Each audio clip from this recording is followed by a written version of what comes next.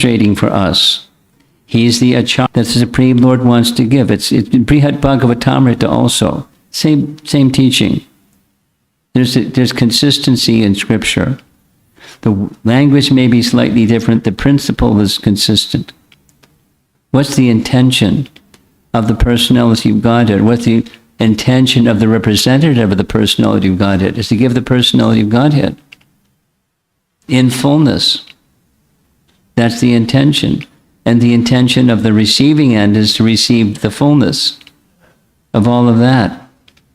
And without that having that intention, then you may have the best of plans, but it's not going to bear fruit.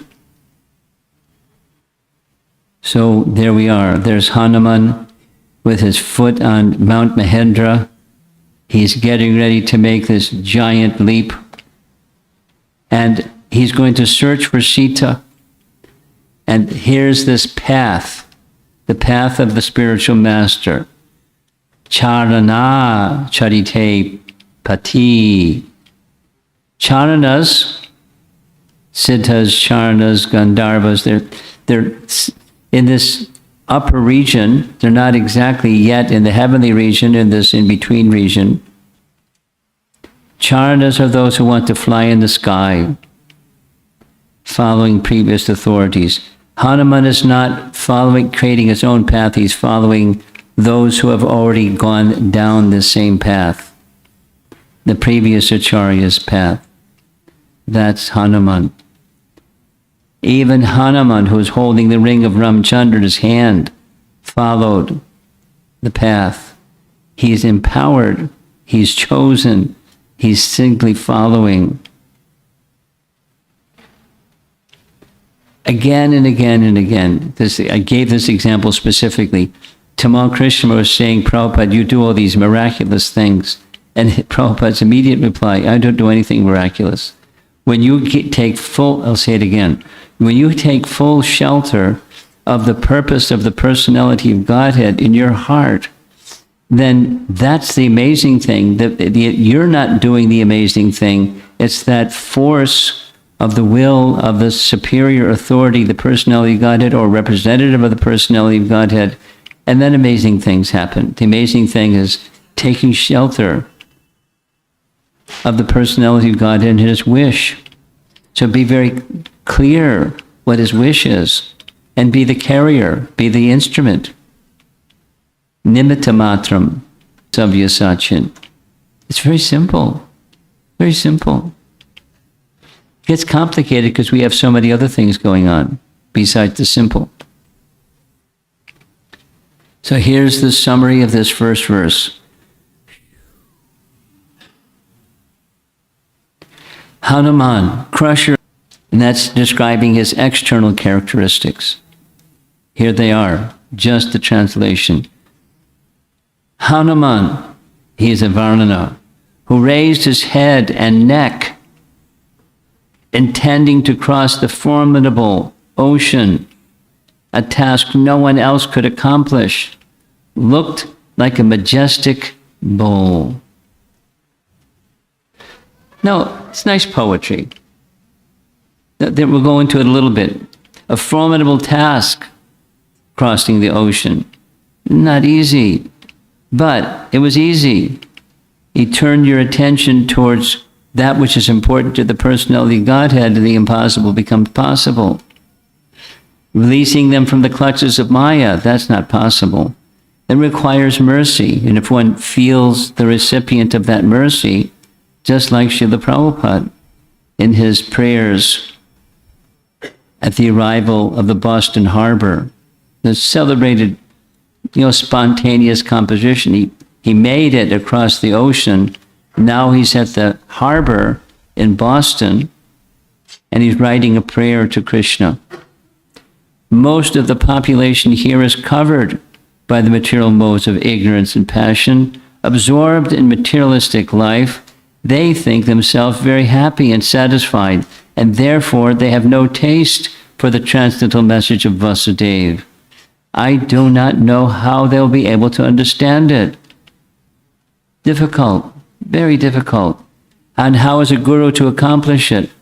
He is invested with some power. It's not him. Repeating fourth time. It's not him. It's the mercy of the person who invested him with that service. That's the power. And look, here's a very nice spiritual reference to indicate. Samsara Dava Nanalita Loka. The spiritual master receiving benediction from the ocean of mercy. Just as clouds pour water on a forest fire to extinguish it, so the spiritual master delivers the materially afflicted world by extinguishing the blazing fire of material existence. Whew. This is Prabhupada with the Jaladuta in the background. I know your causeless mercy can make everything possible because you're the most expert mystic. So, because of time, I think I'm just going to skip ahead. There's many nice teachings. There's Hanuman in the tree showing this ring of Ramachandra to Sita so that she trusts him. Now, this is from this verse. The Guru may look to be ordinary, but they're not ordinary. They can do extraordinary things. So go forward, go forward, go forward. Here's Srila Prabhupada in the midst of, what do we call them? Hippies? You know, not clean people. Who knows when the last time somebody in this audience had a bath?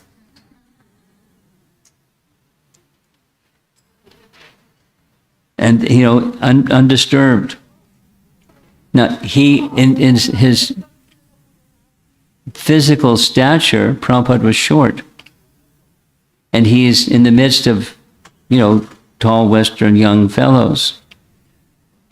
But he moved them by his purity.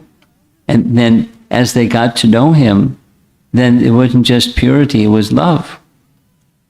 And similarly, this Vanara term, it literally means a wandering monkey, and they're not exactly human, but they have behaviors that are human-like, but they can perform superhuman activities.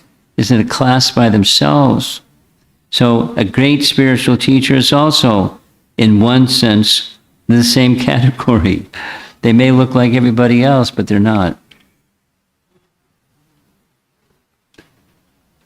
Shiro Grivo. Okay, this is head. This is some nice poetic expression of the meaning of his body posture. Hanuman's body, mind, and words are in complete alignment. It means physical, mental, and speech are aligned. For what? The mission. Find Sita. Completing the task assigned to him, in this case, finding Sita. So he had capacity, he had mystic powers, and agility, and skill, and so forth and so on. And he had, but most important, he had this intelligence, guiding everything else. So, because of all of this, there's no time. Sorry.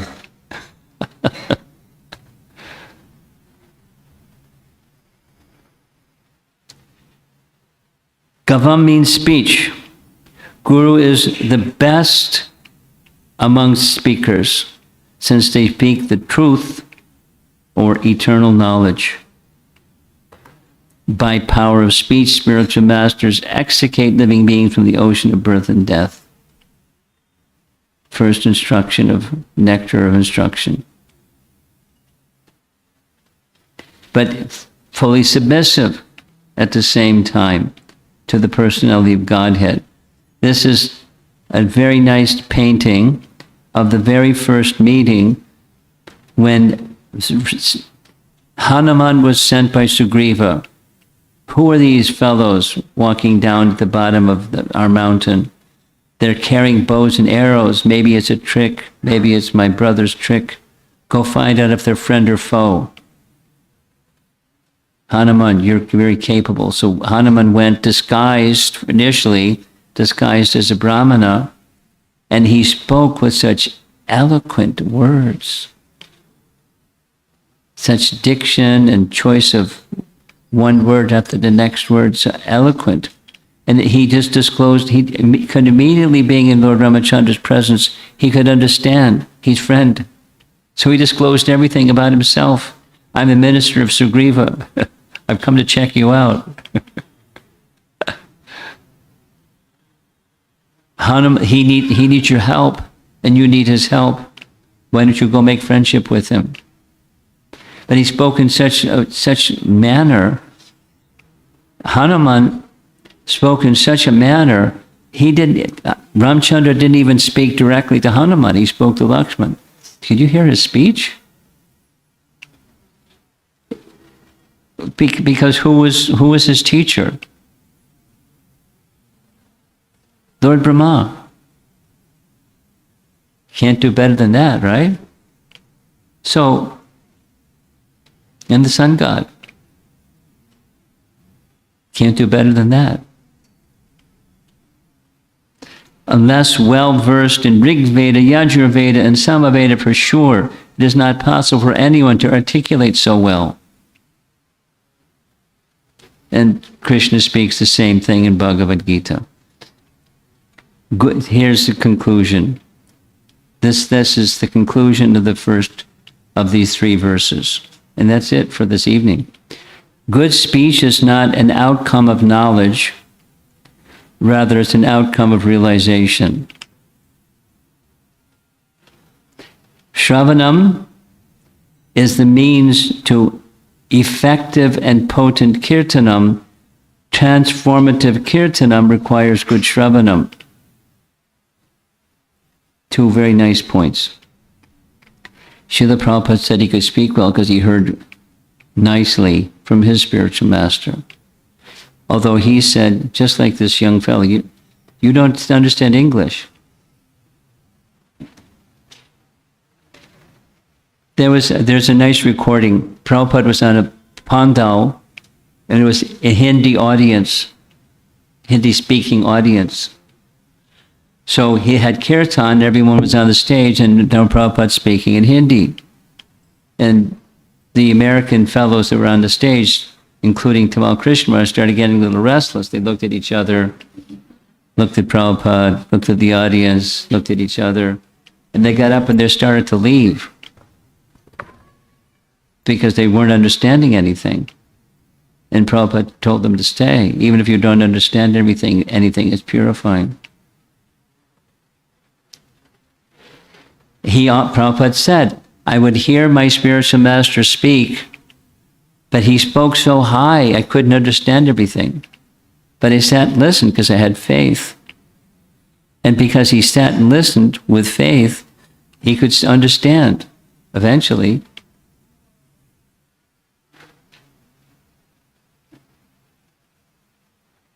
So that was the first of the 3 verses. Here's the second one.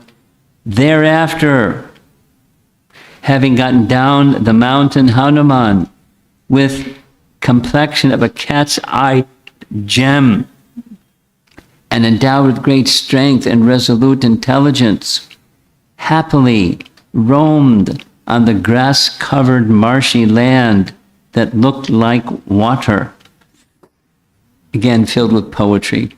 Endowed with refined intelligence, Hanuman roamed like a lion, scaring away birds, uprooting trees with his chest, and cast aside many animals with his powerful hands. And he hasn't started his jump yet. So that's it. Here's the summation of what we've covered this evening. External characteristics.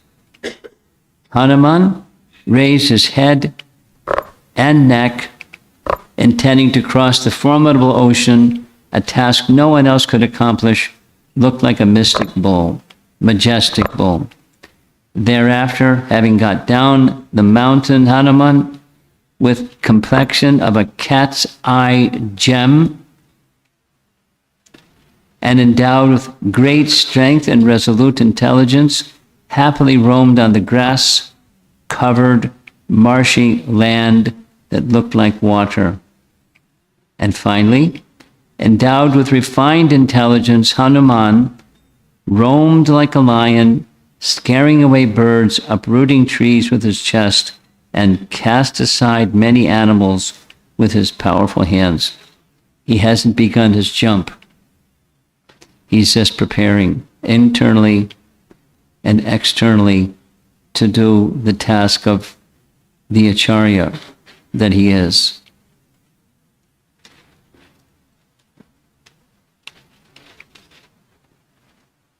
So that's it for this evening.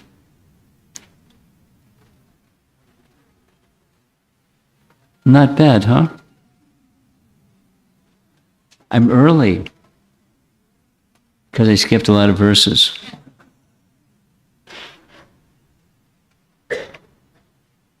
Let's see what happens. Let's see if there's some discussion. I see. No, no. Anyone comments? Yes? No? You going to run the microphone around? Yes, Maharaj. Okay, very good.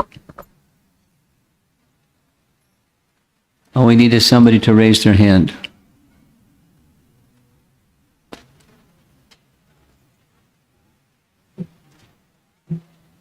Look at this, he can run too.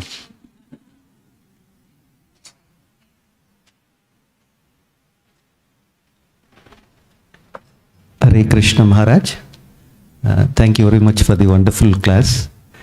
I saw the word Ayesha, Yes. where you were mentioning the intention of Yes. Hanuman. Yes. So I just want to understand the difference between Ayesha in a devotee's life and also the Anya Vilashita Shunyam. How do we understand these two when you're Well, performing? they're different words. Abhilash means desire, and Isha, in this case, Ishaya, means intention.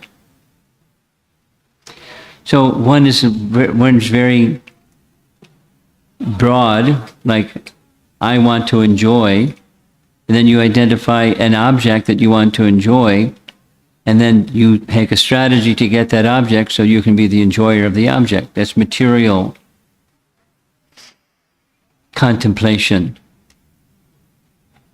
And there's intention behind material contemplation also. But, your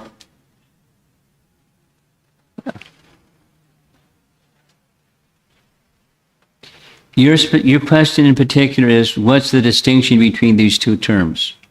That's what you want to know.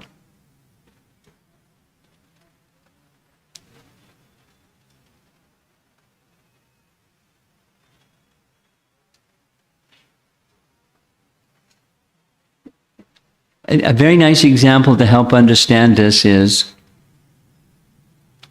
the example that was used when that's like, maybe you could go back and show the slide again, but sankalpa, when there's performance of yagyas, it's important for you to inform the brahmana what's your intention,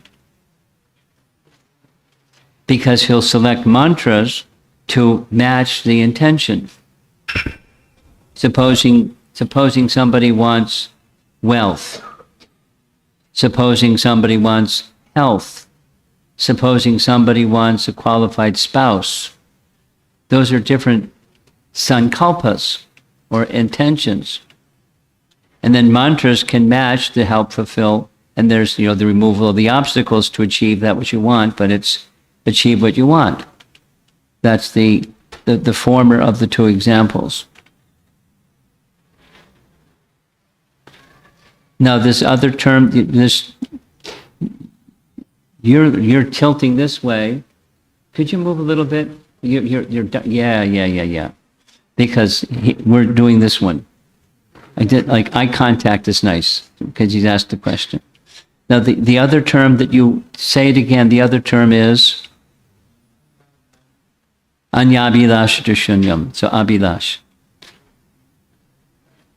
That's more general than specific. It's speaking of the general category of material desire, abhilash.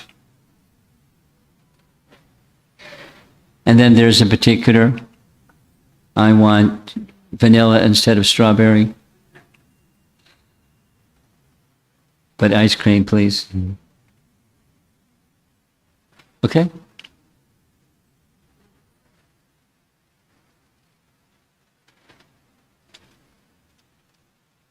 Yes.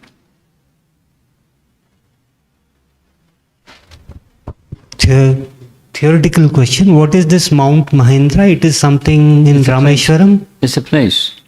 It's a mountain in It's a Rameshwaram. mountain. It's a mountain. It's a place. And you know, that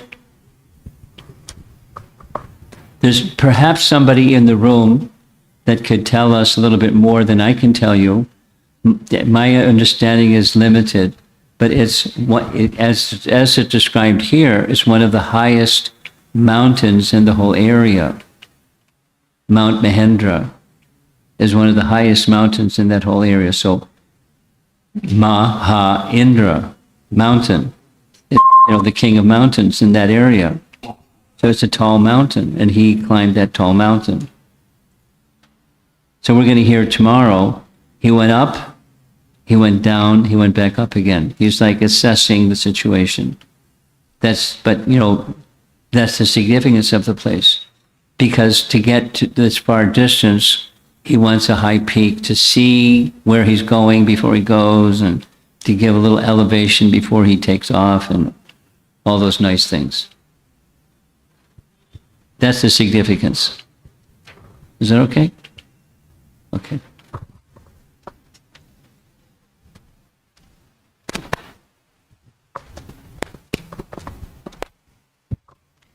Hare Krishna Maharaj, thank you for the wonderful class.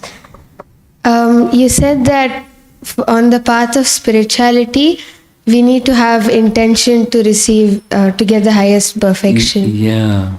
So how do we increase our intention? How do we gain that intention? That's your Yes. question. Good association.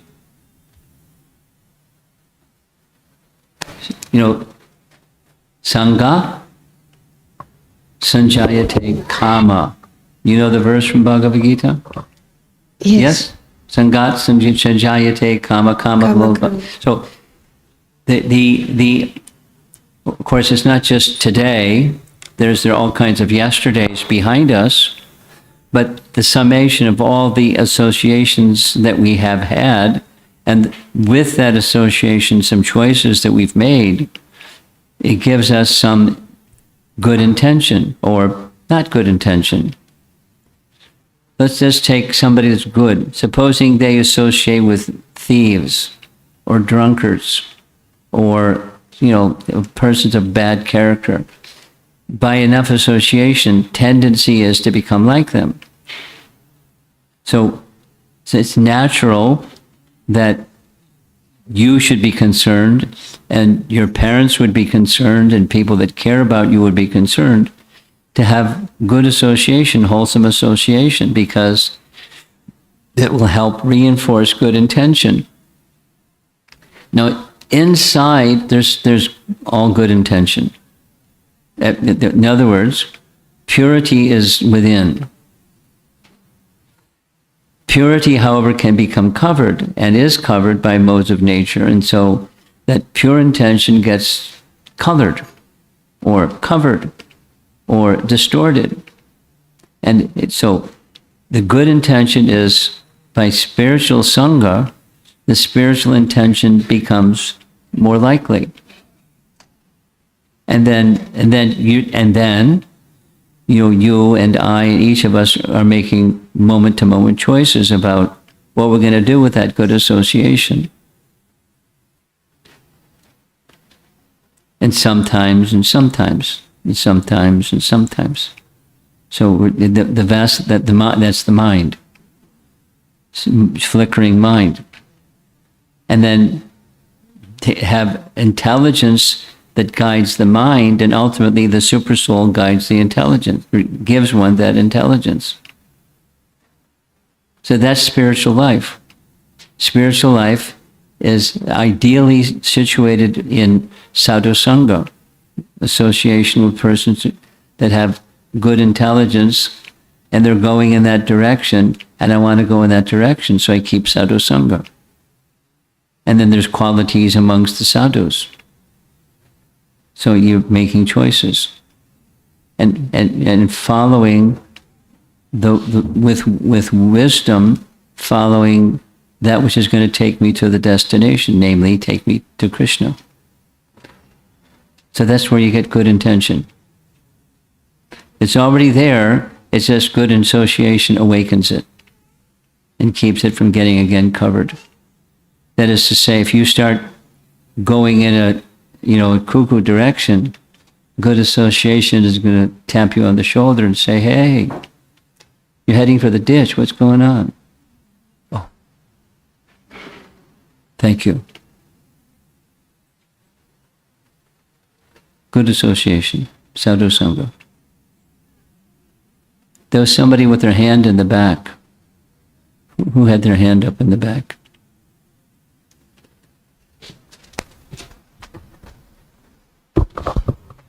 Hare Krishna Maharaj. Here Hanuman case intention is very to please Supreme Lord, and of course Lord is also helping them. But in our intention may be pure while we are practicing Krishna consciousness, but sometimes many events occurs even opposite.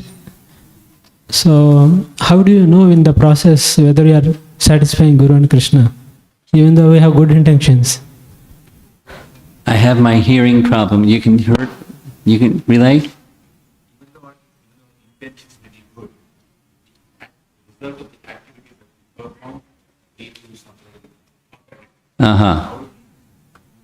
How do you do what? Where your intention is good, but there's something else comes out. And how do we evaluate that? That's your question?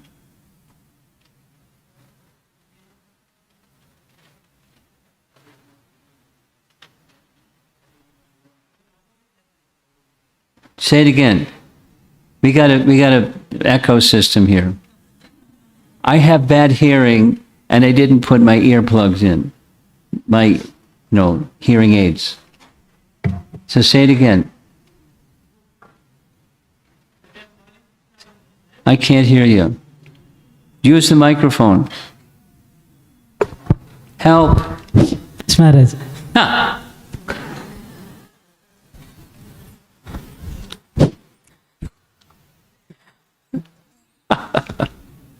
Come on. Maharaj, when we are following Krishna consciousness with right intention, sometimes even things occurs in opposite result.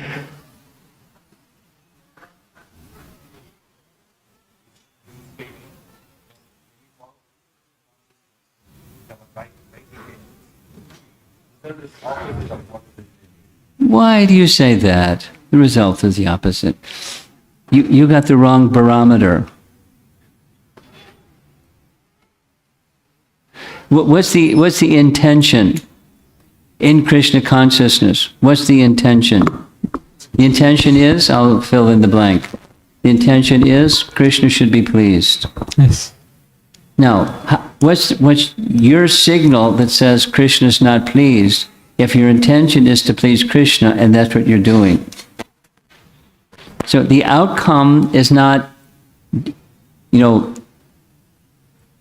you become a rich man, or you become a good musician, or you become a something. You become decorated with gold medals, or that's not the intention is that Krishna should be pleased. And if the intention is that Krishna should be pleased, then Krishna is pleased. So what's your yardsticks for the opposite comes out? I'm saying you've got the wrong measurement method. The purpose is Krishna should be pleased. Krishna will smile. And Krishna will smile by seeing your intention. So it's not something else will happen. You have the wrong yardsticks. Now supposing, there's so many supposings. Supposing I'm a book distributor and I go out today or tomorrow, I'm going to go distribute some books tomorrow. And I have this enthusiasm because it's the intention it's important. And I carry some, X number of books. And I come back and I have the same number of books in my arms. So my intention was good, but there's something, the opposite happened. No books went out. So now, was the intention fulfilled or not? The intention was Krishna should be pleased. You've managed to please Krishna by making the effort. And supposing the next day you go out and 500 books go out. That was success. Now you're puffed up. That's not success. You get the idea. So use the proper measurements for is Krishna pleased. And the standards of pure devotion are found in scripture, the Guru Sadhu Shastra, but the ultimate is Shastra. And those are the standards that you should be looking at as to whether Krishna is pleased or not. And it's the same as what's here, following the path of the charanas, those who are already successful. That's the implied meaning of that poetic expression. It was not a self-created intention or path to fulfill that particular intention. Okay. Yeah, there's a bunch of hands back here. Where's our... Hare Krishna, What happened? Maharaj ji. Who has the microphone? Oh, okay, thank you. Yeah, am I allowed to ask a question outside today's class? On today's class? If you would be so kind, could you confine your question to today's discussion? I'll tell a little Prabhupada story about it if you want. Somebody didn't preamble their question with what you did. They just asked a question, in left field. And then Prabhupada asked a question. Could you explain what that has to do with we just spent 45 minutes, 50 minutes discussing? And they would say, no, it's not on topic. Then Prabhupada said, by taking our discussion over there, all the time that we just spent, the 45, 50 minutes, will be lost. So please keep your questions on topic. And he didn't even address the question. It's a nice Prabhupada story. So somebody else over here. Where's our young microphone runner? Over here.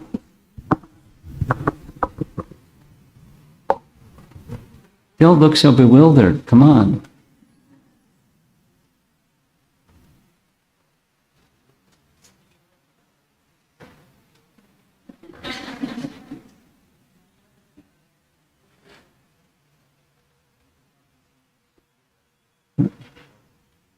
Where did he go? Went to take prasadam, huh? There's the portable microphone. Why don't you use the portable microphone? It's not working?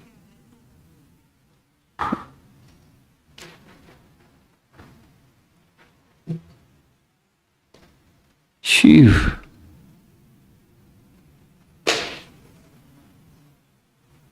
Govinda. Tomorrow, let's get a portable microphone, please. Yeah. I'm very confused between intention and goal. Intention and goal. No. Why would you say the same thing? Could you explain your question?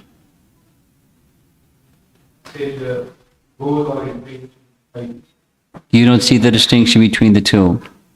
yes. Okay. That's why you're having trouble answering my question.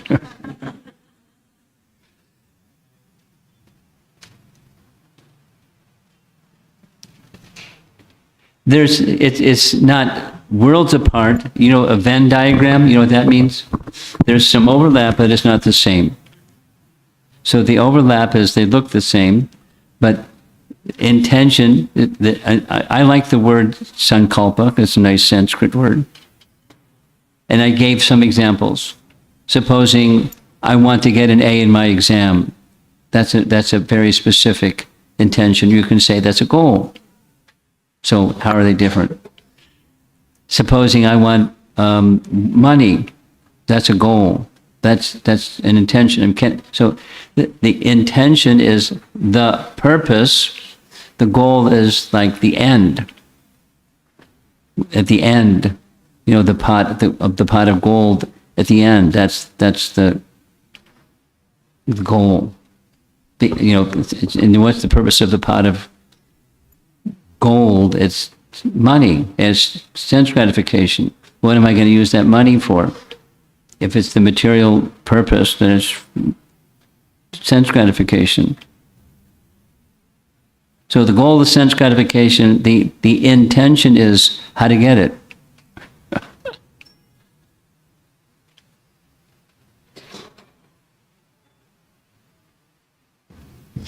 There's overlap, but it's not identical.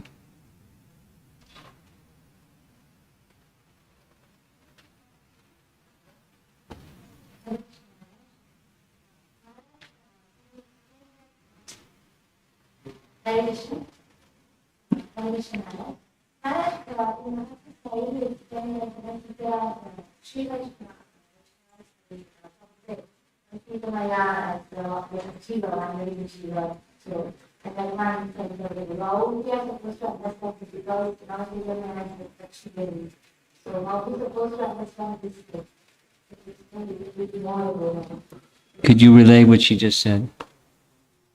Like other people Jiva to money, Yeah. but we also don't see that is Yes, of course. So different. Thank you. Nice question. See, that's an on-topic question. Good on-topic question. There are different ways of looking. In the transcendental sense, she is the goddess of fortune. Sita and Lakshmi, as Lakshmi is to Narayan, Sita is to Ram. She's not a jiva, she's Shakti. She's Swarup Shakti, the Lord's own potency. However, in the course of poetic language, she has just deviated from the position of Swarup Shakti in the manner of going against the order of her master, Lord Ramachandra. And then the representative of Lord Ramachandra, Lakshmana. She started insulting Lakshmana. You know, get out of here, go. So, but it goes against what Ram said. I'll take my life, go. So she's not acting like the goddess of fortune. She's acting like a living entity, acting in a contrary way to the desire of the Supreme Lord, not feeling sheltered by his instruction. And so she put herself at risk. In that sense, in the poetic sense, and then thus the rest of the poetry, how much the Supreme Lord cares about the jiva who has strayed away from him. It's a thread. It's not the essence of Sita. It's a thread to help us understand and appreciate the personality of Godhead and how much he cares for each one of us. That's the idea. It's okay? Okay.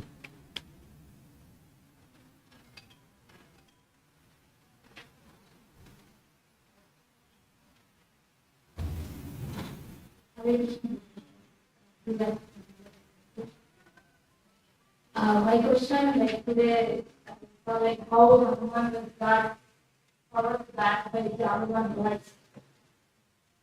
Staying in our life always wants to be focused on our goals, like how Hanuman traveled to Lanka without creation and everything. So, what is the secret of success in a way? Like, how we get strength, and how we get the association with those. Well, your question is very similar to the intention question at the very beginning. It was her question. It's very similar. And how do we get it? From association. It's already there. You have to go out and find it. It's already there. But it's covered by other intentions, by other desires, by other shelters, by other aspirations.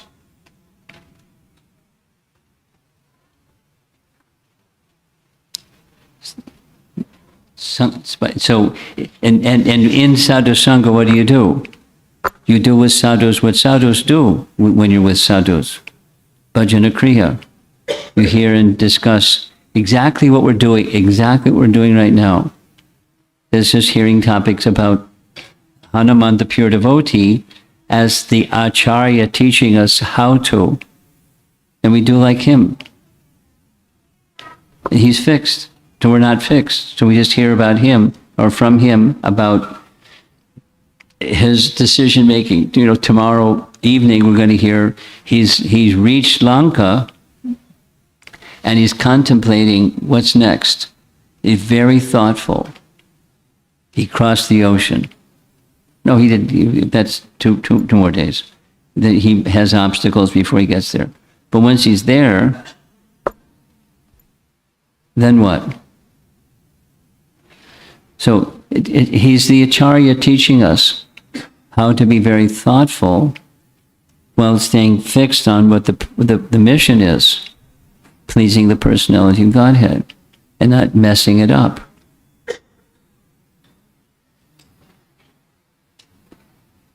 So yes, he's a hero. He's an acharya. Just continuation of the question.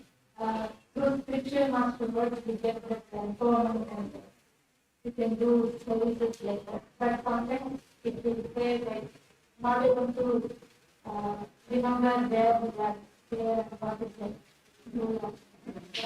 So you just by continued hearing, it's the same question asked in a different way. How do you get from messy to clear? How do you go from a condition to focused? Same sadhu sangha, bhajana kriya, anartha nivritti.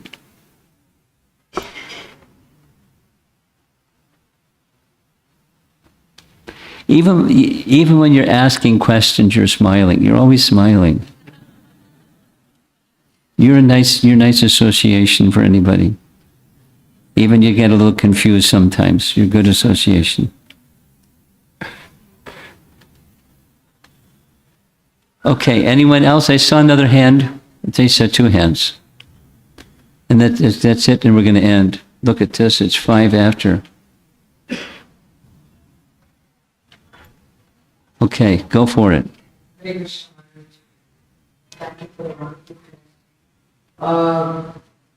You have mentioned that Lord Rama, in the general sense in Ramayana, we saw Rama came and fought the war to take Sita back. Yes, he did. And Sita acts as the Jiva, What- Rama as the Lord.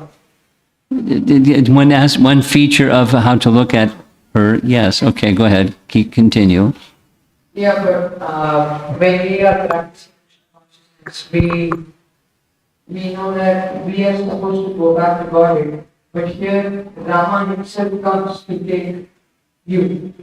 So, how do I understand that? This slightly confused. Is your question saying, are we supposed to just like wait for Krishna to take us back to Godhead? Or are we supposed to try to go back to Godhead? Is that what your question is? Yeah?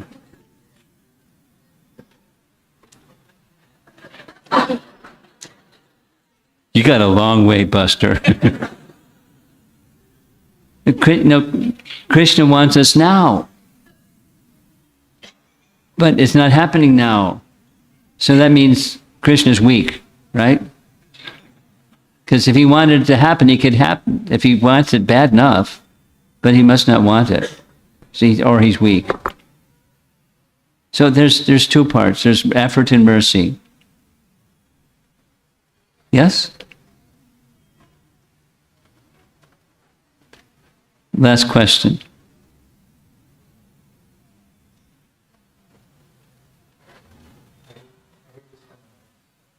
This very inspiring. How Hanuman How Hanuman developed refined intelligence. Well, he was gifted with it. He didn't like went to a university and got gifted intelligence.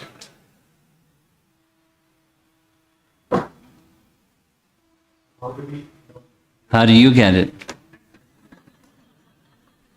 You know the answer. The answer is, where does intelligence come from? Intelligence comes from Supersoul. Intelligence can be not given from Supersoul. He can give forgetfulness. He can give wrong choices. Where does anything come from? Where does everything come from? So it's our relationship with Krishna in sincere purpose. Back to this question of, purpose and intention and all that. So, sincere intention that not just I've had it, that this place really is. I made a wrong turn. I went to the material world and it's not a nice place. I don't want to be here. It's not just a matter of leaving here. It's a matter of the intention of that Krishna should be pleased. Now, Hanuman had it. And therefore, that was the fuel in his tank. That was what kept him going. He knew what Ramachandra wanted. Here's the ring. You're going to find Sita, show her this. And so, intelligence comes from Supersoul. Well, you'll hear two classes from now. Before he moves, he's carefully contemplating how to not mess up. If I do this, that's not ideal. If I do that, that's also not ideal. So he doesn't just quickly do something. He's contemplating, like, little brainstorm session. What are the options that I have? And then he's selecting from the menu. So that takes intelligence. So intelligence comes from Supersoul. Buddhi, yoga, is given to one who has bhakti, one who wants to please Krishna. Krishna gives the intelligence how to please him. Supposing I'm not a very intelligent person. So what do? We go to somebody who's intelligent.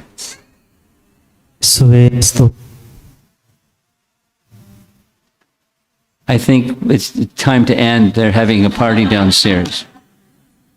So we're going to end. Thank you all very much. We'll see you again tomorrow evening, hopefully. Srila Prabhupada ki. Shri Shri Radha Gita Veda Krishna Mahaprabhu ki.